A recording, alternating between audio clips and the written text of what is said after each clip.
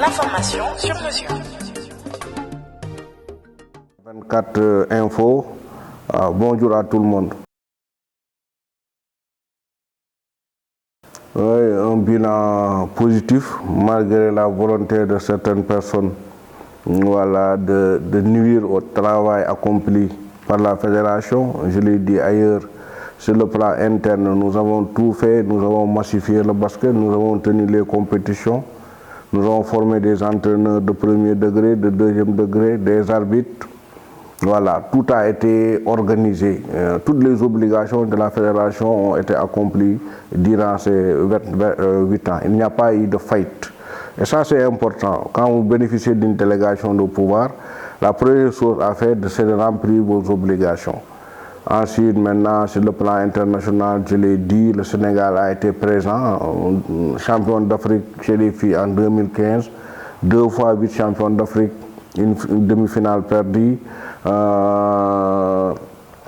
médailles de bronze chez les garçons, une participation à la Coupe du Monde, une qualification à la Coupe du Monde également acquise sur le terrain, mais on a perdu sur les papiers, un quart de finale de Coupe du Monde chez les U19, une qualification au deuxième tour chez les filles à la Coupe du Monde en Espagne, une participation aux Jeux Olympiques en 2016.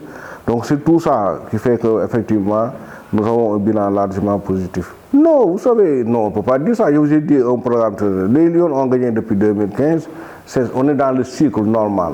L'équipe de 2015 a gagné en 2015, a été finaliste. On ne peut pas reprocher aux Lions qui ont été merveilleuses, qui ont été glorieuses. J'ai dit, ils ont gagné en 2015, ils ont joué la finale en 2017, une finale en 2019. Avant, elles avaient gagné en 2009. Donc c'est une équipe brillante, qualification aux Jeux Olympiques, à la Coupe du Monde de 2019. Oui, les choses à améliorer. Je pense qu'il faut, chez les Lions, être réaliste et prendre le temps de mettre en place une nouvelle équipe. Ça prendra le temps nécessaire qu'il faudra, parce que l'équipe a atteint son apogée et il faut nécessairement vraiment repenser une nouvelle équipe. Donc moi, je ne vais pas promettre aux Sénégalais des choses pour les filles, parce que je sais qu'aujourd'hui, chez les filles, il faut recommencer le travail.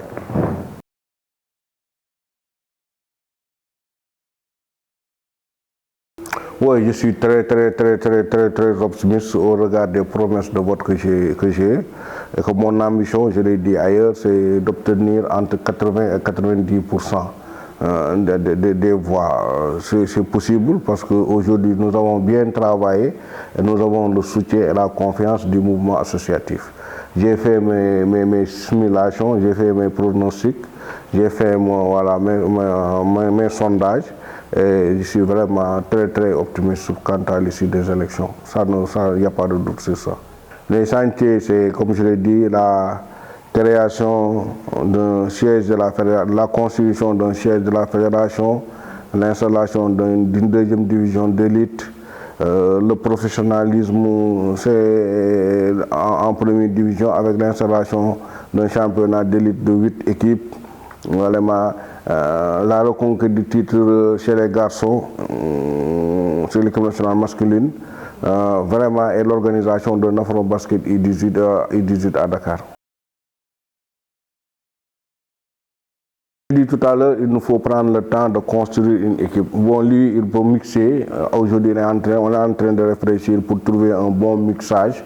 Parce qu'au Sénégal aussi, on a toujours pour l'obligation de défendre le moyen national. On n'a pas le droit de jouer les seconds rôles. On va essayer de trouver un bon mixage pour avoir une ambition vraiment de monter sur le podium.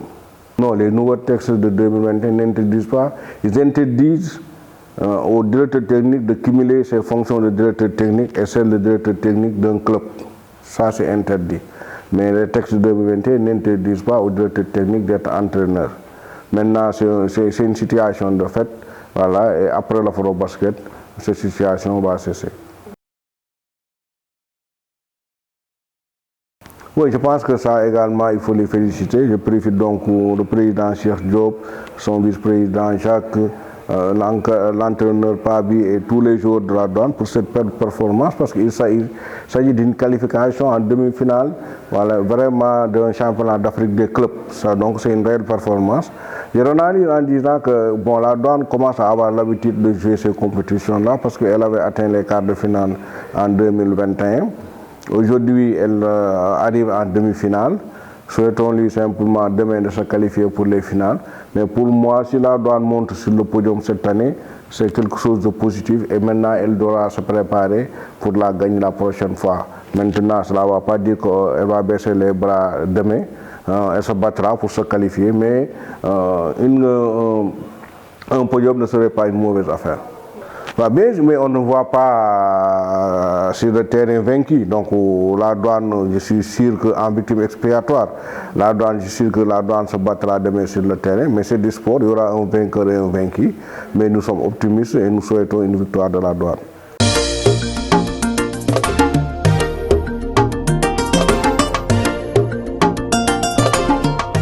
Dakar 24 Info, l'information sur mesure.